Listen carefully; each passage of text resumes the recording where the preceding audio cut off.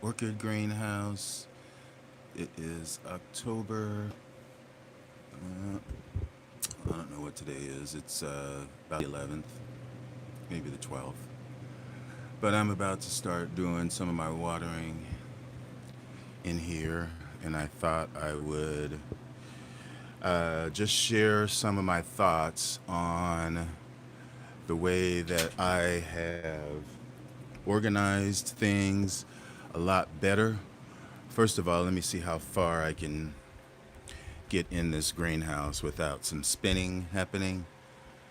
This is usually the area where I start to have problems. Hey, Nina. I moved my Wi-Fi extender so back to where it should have been. It was moved, and so I should be able to walk all the way back this way. Um, I can't remember if this was here last winter or not. I know that one over there was that great back there, and the one that's behind me for sure was.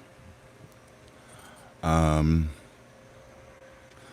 the additional section, this is new. That rack is new. I had a rack that was here. No, this was hanging here, which was in front of the heater. I didn't have a fan in here last year because it broke. It went dead right before winter.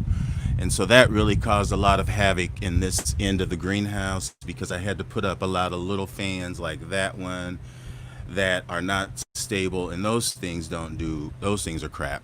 Um, it just didn't provide it with enough circulation, and so that contributed to a lot of bugs and dry plants.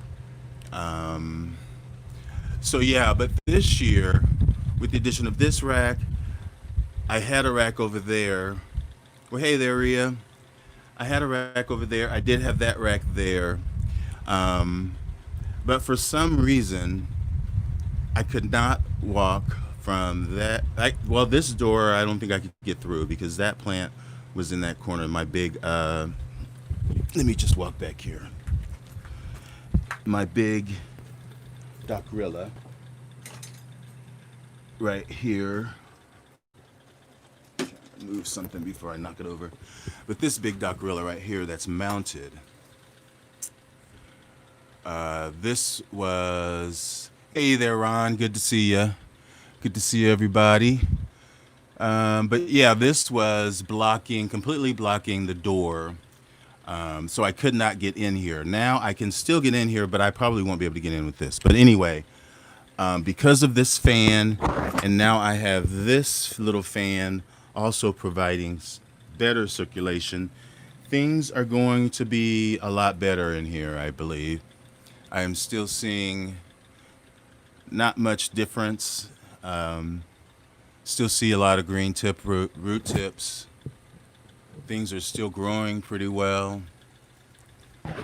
This is my Brassavola glauca that still has those new growths that are growing. There's more over there. I still have growths. Here is my alata. I believe that's what my alata is here. Although that growth up there doesn't look so hot. Um, but yeah, even over here, I mean, you can still see these are my little H&R seedlings that I got in from Alan Black that I got last year.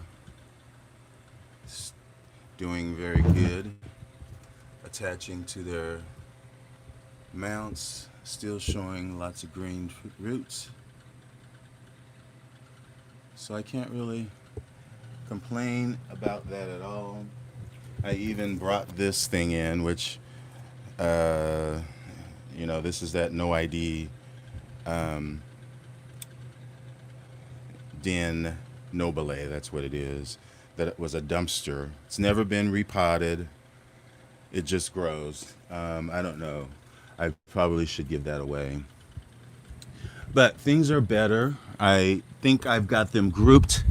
Um, close together, which is a which is a goal of mine. A lot of these plants are my, well, this one probably needs to be moved, but I'm going to leave it here because I'll give it a little more water, a little less water, I should say.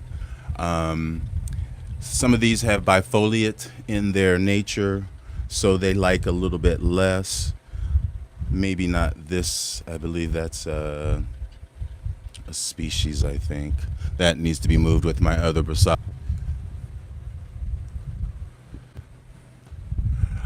I did freeze.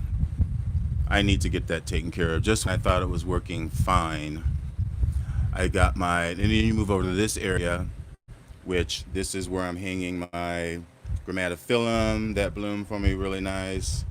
This is where it sat last winter. This is where I'm hanging my Sertorchis cross, um, more Brassavolas, and of course these are all of my resting bifoliates. My Guarianthes, you can see their sheaths. These will all bloom in the spring. I just moved this here, but there's sheath. That's my Baurinjana. There's sheaths. There's my Arantiaca. So those are looking really, really good. And then I have some more hanging things over here. They're more smaller Brassavola types, but you can still see nice roots still growing. That's my Nodosa crossed with Cattleya guatemalensis. And then I've got some little encyclias that are nice and growing. And then this is my, what is that? Wolf. I don't know what, I should know what that is. But it's got a sheath right there. And all those nice roots. It's still growing. So I'm really happy about that. And my Aranthes, my Angraecums that are more intermediate are growing here. Still got that spike coming on my Arangus biloba. That's my new Distincta. We'll see how that does in my care. That's a Grandalina, and then down here I have a Compactalina, which is here. And of course this just finished blooming. And right there is my citrina. It's my Prostechia citrina that is maturing that growth. And then I have some more that I have to watch these here because this window gets quite cold. So if it gets too far below freezing, I have to move all of these away from the glass because they are sitting on the glass. But I just noticed that there's a sheath there, which is pretty good. That is my Sunny Delight crossed with Richard Mueller. And again, there are still lots of roots that are all over that mount. So that is, things are looking very hopeful. Up there, that's my Phoenix, Bepi Phoenix. That's still got roots up there growing on the mound, and you can still see that growth. I potted up, this is that Vanda that I got last week from Florida Suncoast. Marge Howe potted it up in this, whatever you want to call it. It's a basket. It's a wire basket just with charcoal. And then of course here next to it is my Stanhopea Rinkenbackiana. And it's got the spike that's forming more. And this one over here, that's developing more of the pseudobobe or the individual flower buds. Hey Sharon, hey Sharon. So that will be sweet once that, let me see if I can focus it. I bet I won't be able to. But I was looking in here today and you can kind of look and see the buds inside of those wrappers that they're inside of.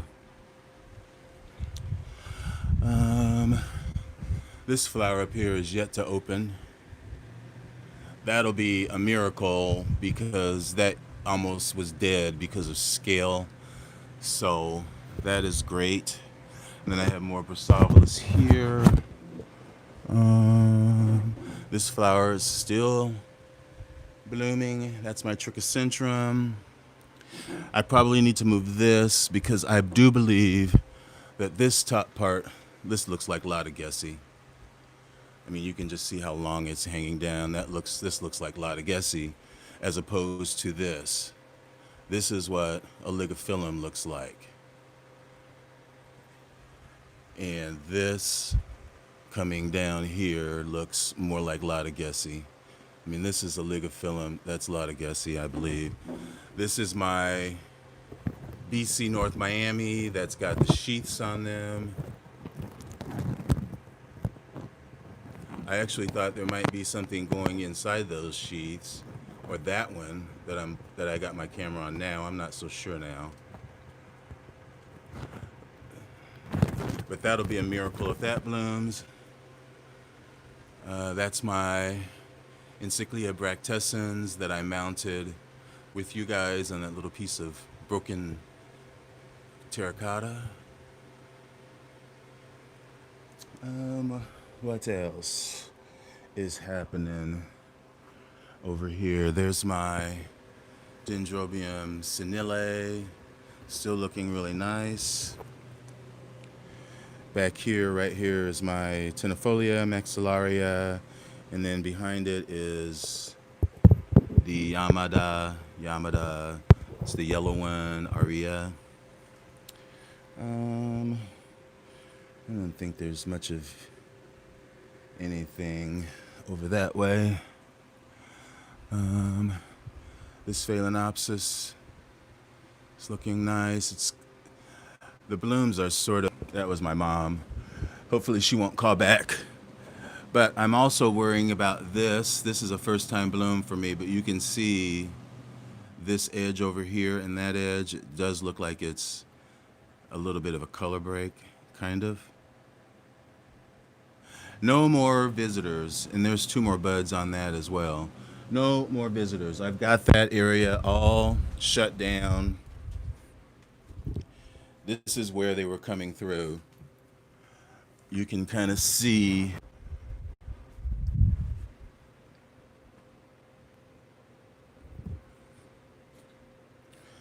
All right, I'm back. Sorry, I'm back. I'm back. Are you here?